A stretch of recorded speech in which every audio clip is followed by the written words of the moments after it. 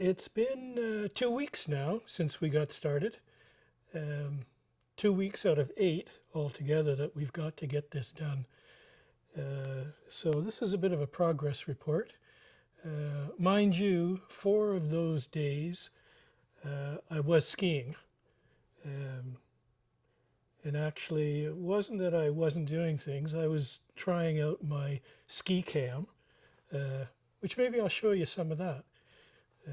Not that I'm trying to procrastinate here at all, but you can see what it's like to be outside in the winter in Canada.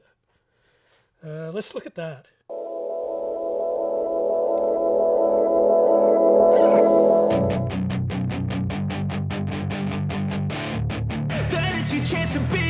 Hey kid, don't ever let them get inside your head. They'll tell you what to do in life instead of everything you know that you could get. Don't let them guide your life towards regret. I'll fight for what I love with every breath. My past is filled with things I won't forget. I use them all to push me to my best. So treat the worst of times just like a test. If only I could go back in time, I'd tell myself that everything will end up alright. Just push yourself, test yourself, figure out what you like, and find your limits, don't be rigid, always work towards a prime. Surround yourself with open minds, people can change your life. A few friends with intent can help you feel alive. Well, okay, enough of the fun stuff. We better get back to work here. So last time we were working on our model. We had this little model here that was the bed. The sliders, the back that folds up. If you didn't see that, you should go back to part 2 or 3, I think it was. But anyway, we've got all our slats finished here. And what we have to do is capture them somehow. So underneath, there's this piece of steel, and there's our slat, and on top that's bolted through like that so that it holds them in so they can't fall out. So we have to bolt those through. I'm going to just show you a little trick here, because what we need to do is put a spacer here to give a little bit of room, and the spacer we're going to use is a washer. So let's just take this over here.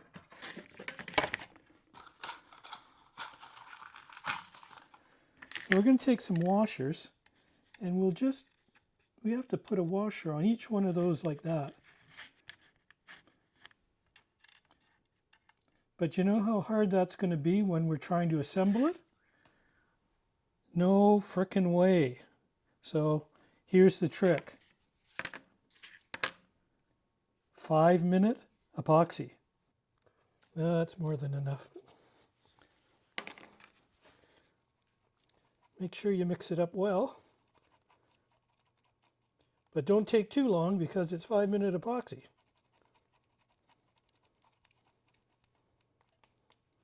Okay, so we're just going to put a little dab on each of our spots, and then we're going to just put our washer on there. This is only to keep the washer in place while we're bolting it or taking it apart.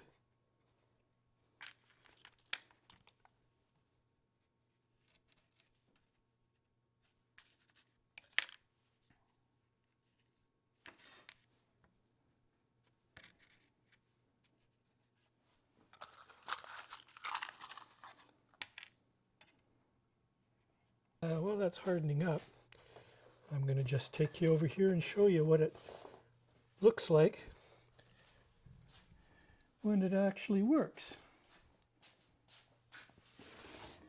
Let's just do a little refresher if we can remember what we're trying to do. We've got the main bed right here. So that's what you're looking at right here.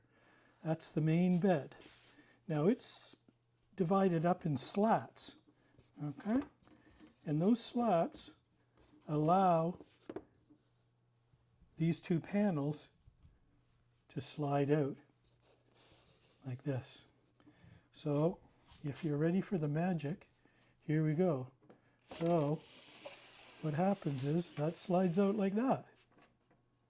Okay? And when you don't need it, it slides back in. And it clicks into position. So now we just have to do the same thing on this side. There's something else that we need to deal with. We've got our 24 3/4 here, which is the size of one mattress. Now, when we pull this out,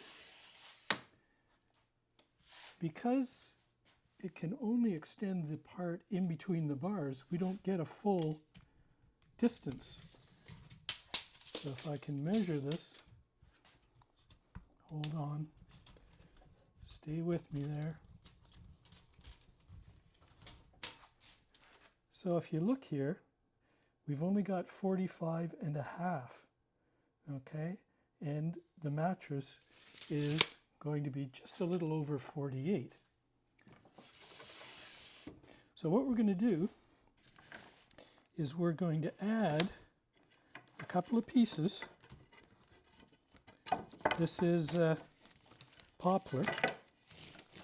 So we're going to take these two pieces and add them to the front, like this. Okay, that's going to give us another 1.5 inches.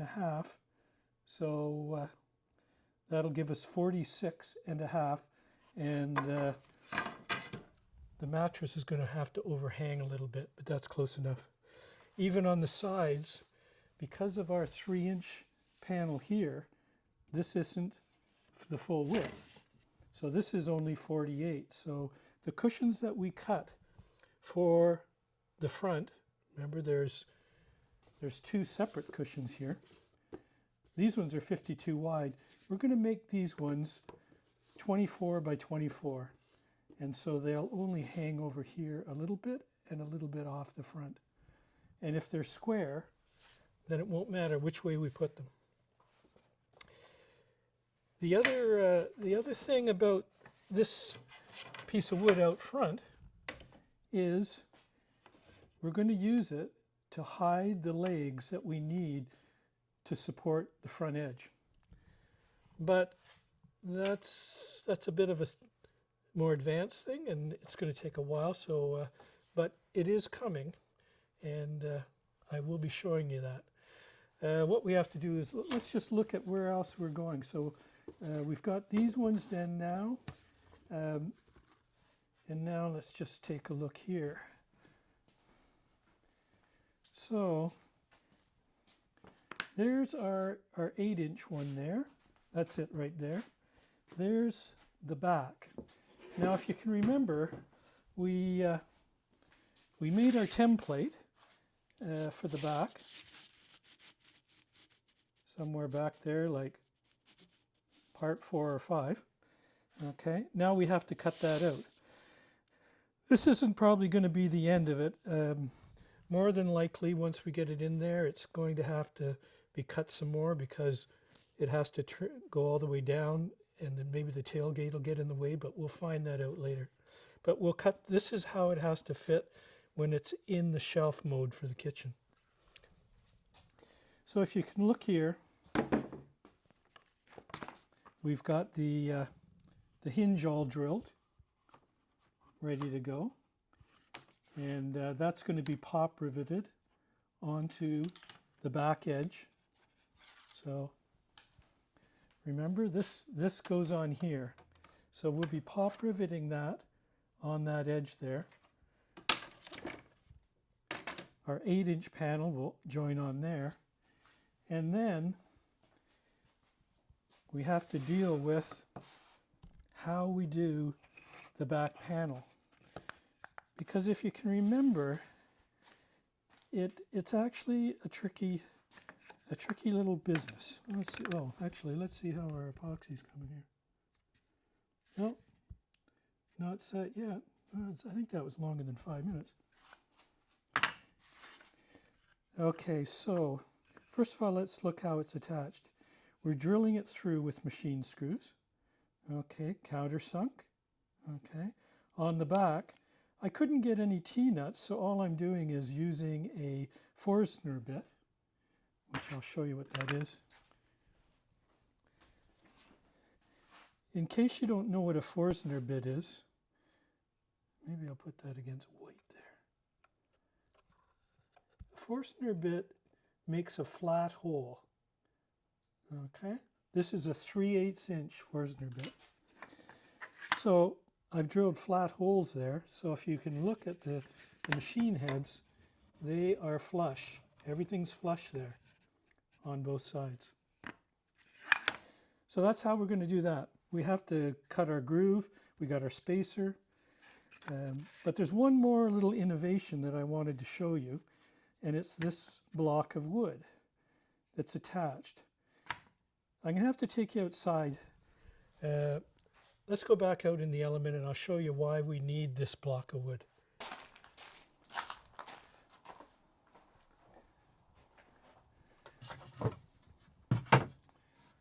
So, when the bed is in the low position, it's sitting like this. Now, as you can notice, there's a space underneath the top of this little catch place, whatever we call that. And so what has to happen is when the bed sits on there, it needs a block on it, so it'll actually rest on there. And looking at this, I can see that it's not even level. So that's going to be a special block that will sit on this edge, and it'll be attached to the underneath of the panel. So when the panel comes down, it'll rest on there. That makes sense? And I'll show you the innovation here now. Just come on back in the shop. Here's the trick. Watch this one. Okay, so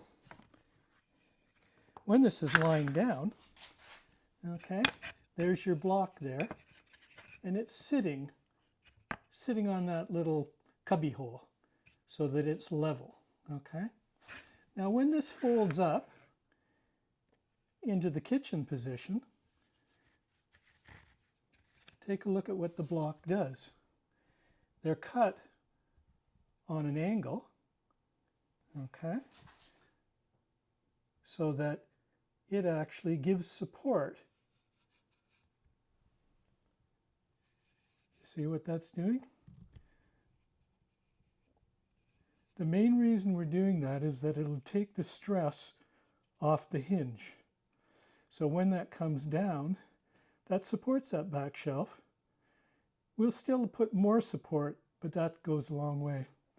And the other thing about this is that when it flips over this way, we'll have these little side bars on the top, but it'll keep things from sliding off the edge. So and because our cushions are 48, total of 48, it might work out that it holds them in place. We'll see when we get it done. And there's one more little advantage is, if you can imagine here, this 8-inch piece sticking straight up has got these blocks on it from one side to the other.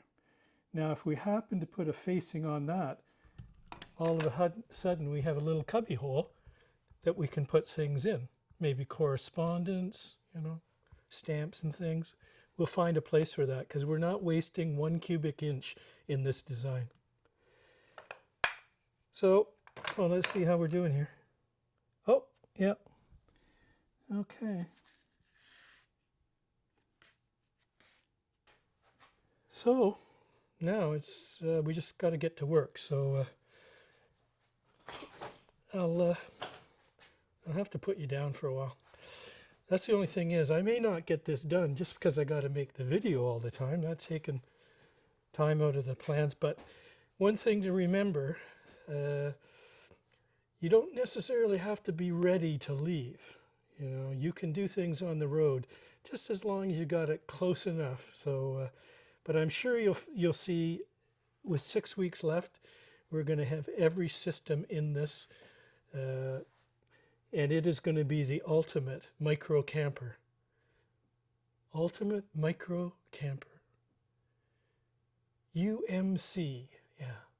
Element UMC.